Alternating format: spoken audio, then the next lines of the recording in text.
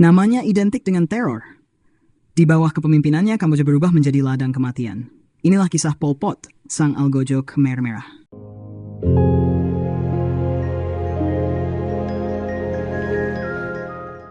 Lahir pada 1925 dengan nama Saloth Sar di sebuah desa tenang di tengah Kamboja.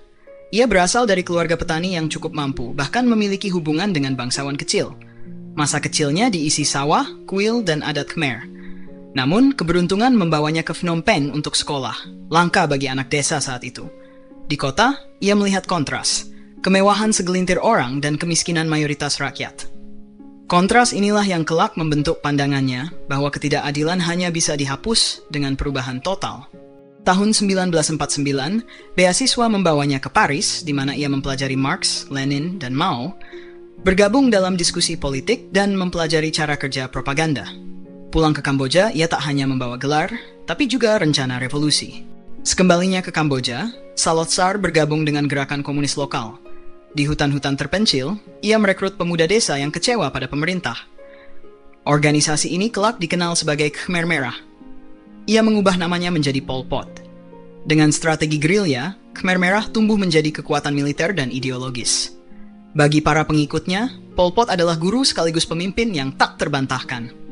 Tahun 1975, Khmer Merah merebut Phnom Penh, mengusir seluruh penduduk kota ke wilayah pedesaan untuk bekerja di pertanian kolektif.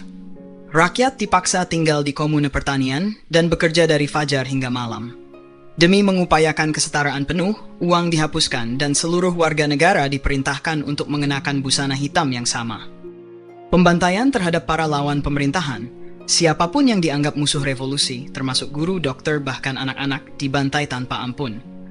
Ditambah malnutrisi dan layanan kesehatan yang buruk, hal ini menewaskan 1,5 hingga 2 juta orang, sekitar seperempat populasi Kamboja saat itu.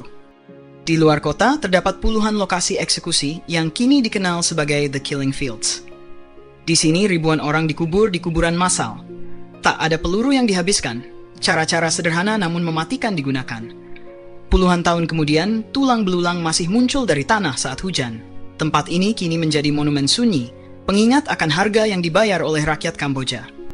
Awal 1979, Vietnam melancarkan invasi besar. Dalam hitungan minggu, Phnom Penh jatuh dan rezim Pol Pot runtuh. Rakyat menyambut tentara Vietnam sebagai pembebas, meskipun perang dan krisis belum berakhir. Pol Pot dan sisa Khmer Merah melarikan diri ke perbatasan hutan Kamboja, Thailand, memulai perang gerilya yang bertahan bertahun-tahun. Di hutan perbatasan, Pol Pot membangun kembali basis kekuatan, kali ini jauh dari ibu kota. Ia tetap memimpin Khmer Merah secara rahasia, mengatur operasi militer, dan mempertahankan ideologinya. Namun, tanpa kendali penuh atas negara, pengaruhnya perlahan memudar.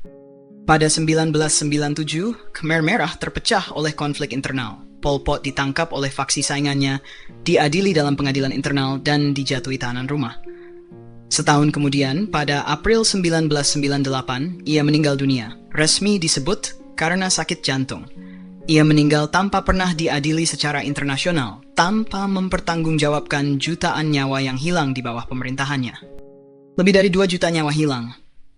Nama Pol Pot menjadi simbol genosida dan teror yang tak terlupakan.